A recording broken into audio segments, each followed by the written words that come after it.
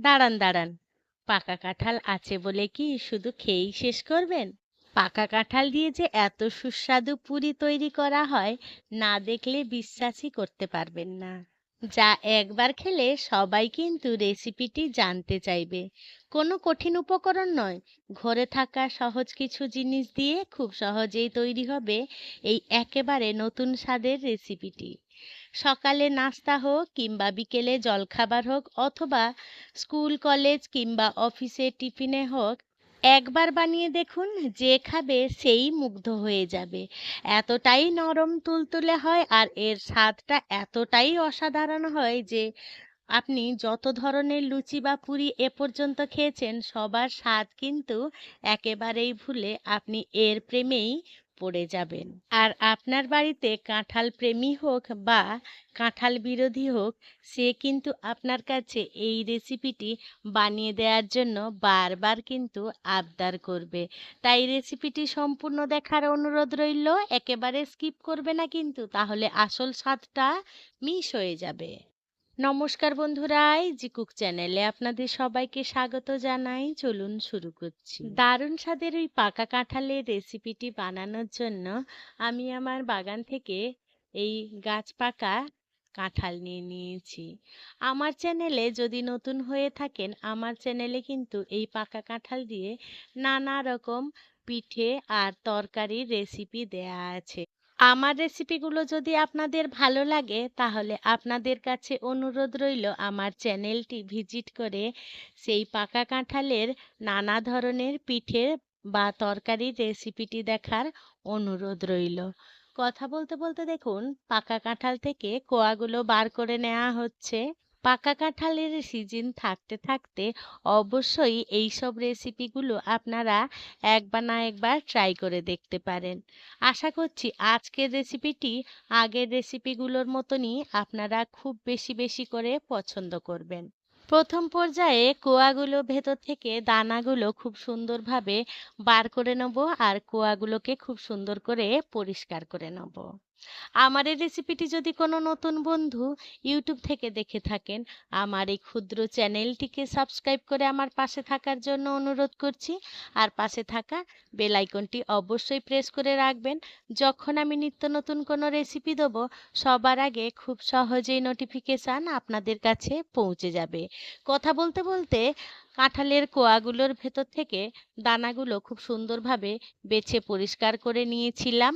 আপনারা আপনাদের প্রয়োজন মতন কাঁঠালের কোয়াগুলো নিয়ে নেবেন। এবারে আমাদের একটা মিক্সি গ্রাইন্ডার জার নিয়ে নিতে হবে, তার মধ্যে কাঁঠালের কোয়াগুলো দিয়ে দেবো আর এটার একটা ফাইন পেস্ট বানিয়ে নেব। এই কাঁঠালগুলো খাজা হওয়ার জন্য আমি এগুলো ছাঁকবো না, আপনারা চাইলে ছেঁকে নিতে পারেন।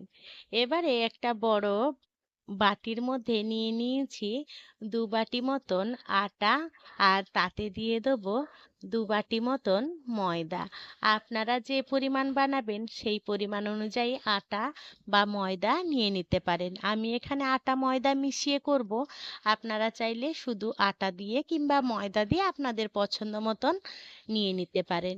এবারে স্বাদ মতো নুন দিয়ে শুকনো উপকরণগুলোকে হাত দিয়ে বেশ ভালো করে মিশিয়ে নেব।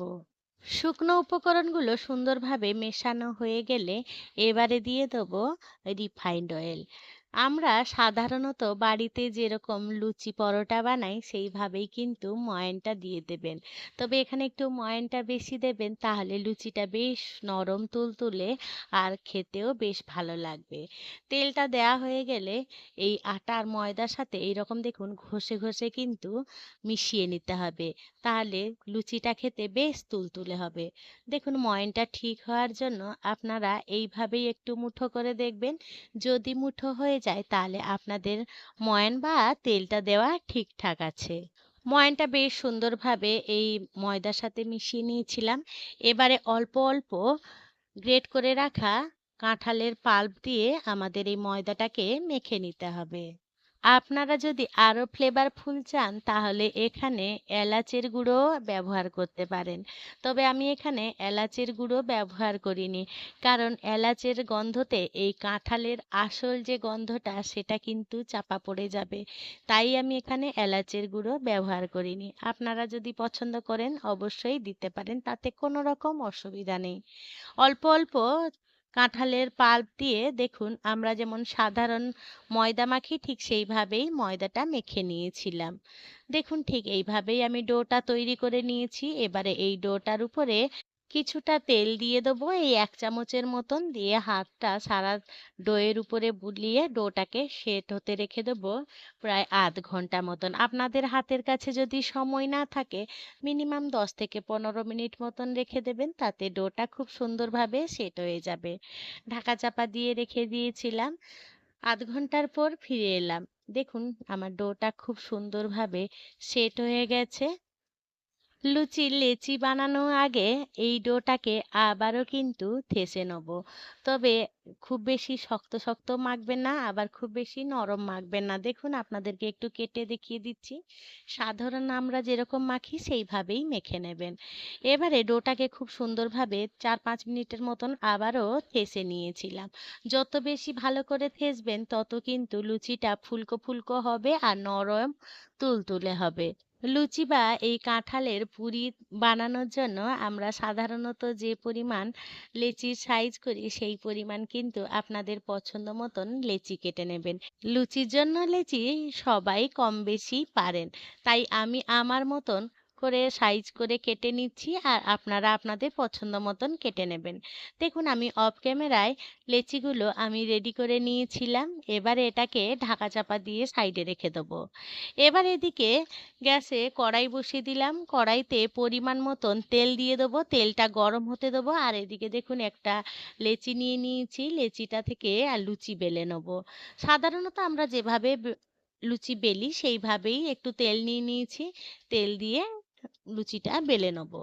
আচ্ছা বন্ধুরা, বলে ফেলুন তো আপনারা এই পাকা কাঁঠালের সিজনে কোন কোন রেসিপি ট্রাই করেছেন, সেটা কিন্তু কমেন্টে জানাতে আমাকে একেবারেই ভুলবেন না। আর যদি আমার কোনো রেসিপি আপনি ট্রাই করে থাকেন তাহলে তো অবশ্যই জানিয়ে যাবেন যে আপনি আমার কোন রেসিপিটি ট্রাই করেছেন। কথা বলতে বলতে বেশ কয়েকটা লুচি আমি বেলে নিয়েছিলাম। আর এদিকে দেখুন তেলটা বেশ গরম হয়ে এসেছে। এবারে লুচি ছেড়ে দেবো গরম তেলের মধ্যে। সাধারণভাবে আমরা লুচি বা পুরি যেভাবে ভাজি সেইভাবেই কিন্তু ভেজে নিতে হবে। কাঁঠালের এই লুচি বা পুরি একবার বানিয়ে খাবেন, বিশ্বাস করুন এর যে স্বাদ কি অপূর্ব হয় না। না বানিয়ে খেলে কিন্তু আপনি অনেক কিছুই জীবনে মিস করে যাবেন। তাই আপনি যদি এই কাঁঠাল জিনিসটা অপছন্দ করেন তাও আপনাদের কাছে অনুরোধ রইল এইভাবেই একবার এই কাঁঠালের পুরি রেসিপিটি অবশ্যই ট্রাই করবেন। আর যদি আমার এই রেসিপিটি দেখে আপনি যদি ট্রাই করে থাকেন তাহলে তো খেয়ে কমেন্ট করে জানিয়ে যাবেন আপনাদের আজকের এই পাকা কাঁঠাল দিয়ে পুরি রেসিপিটি কেমন লাগলো। এই একই পদ্ধতি অনুযায়ী আমি সমস্ত লুচি বা পুরি ভেজে নিয়েছিলাম। দেখুন কি সুন্দর ফুলছে, আর কালারটা খুব সুন্দর দুর্দান্ত এসেছিল বন্ধুরা। আমার ক্যামেরার জন্য কালারটা ঠিক আমি বোঝাতে পারছি না, অসাধারণ এসেছিল সত্যি বলছি। একবার খেলে কিন্তু এর স্বাদ আপনি কিন্তু ভুলতেই পারবেন না। আর যাকে খাওয়াবেন সে কিন্তু আপনার হাতের গুণের প্রশংসা করতেই থাকবে, আর জানতে চাইবে যে আপনি আজকের এই পুরিটা কি দিয়ে বানিয়েছেন। সত্যি বলছি বন্ধুরা, এর স্বাদটা অসাধারণ হয়। বন্ধুরা, আজকে এই পাকা কাঁঠালের পুরি রেসিপিটি আপনাদের কেমন লাগলো সেটা কিন্তু কমেন্টে জানাতে একেবারেই ভুলবেন না। যদি কোনো অংশে একটুও ভালো লেগে থাকে তাহলে ছোট্ট একটা লাইক করে দেবেন। আপনাদের এই ছোট্ট ছোট্ট লাইক আমাকে অনেক ইন্সপায়ার করে নিত্য নতুন রেসিপি বানানোর জন্য। আর যদি খুব বেশি ভালো লেগে থাকে বন্ধু বান্ধব কিংবা প্রিয়জনদের সাথে শেয়ার করে তাদেরও দেখার সুযোগ করে দেবেন। আর এই পুরি বা লুচিগুলো আপনারা যেভাবে পছন্দ করেন, সাদা সাদা হোক কিংবা কড়া কড়া হোক, আপনারা আপনাদের পছন্দ মতন ভেজে নিতে পারেন, তাতে কোনো রকম অসুবিধা নেই। দেখুন কতটা সুন্দর আর কতটা লোভনীয়ভাবে তৈরি হচ্ছে পাকা কাঁঠালের এই পুরি রেসিপিটি। আর এর স্বাদটা এতটাই সুস্বাদু হয় যে আপনি শুধু শুধুই এই পুরিটা আপনি খেতে পারেন, এর সাথে কোনো রকম তরকারিও প্রয়োজন পড়বে না। আমি আপনাদেরকে একটা লুচি বা পুরি দেখিয়ে দিচ্ছি, দেখুন কতটা নরম আর কতটা তুলতুলে হয়েছে। একদম মুখে দিলেই মিলিয়ে যাবে। বন্ধুরা, আপনাদের মহামূল্যবান সময় দিয়ে আমার সাথে থেকে পাশে থেকে এতক্ষণ এই পাকা কাঁঠালের পুরি রেসিপিটি দেখার জন্য আপনাদের সকলকে জানাই অসংখ্য অসংখ্য ধন্যবাদ। আপনারা ভালো থাকবেন, সুস্থ থাকবেন।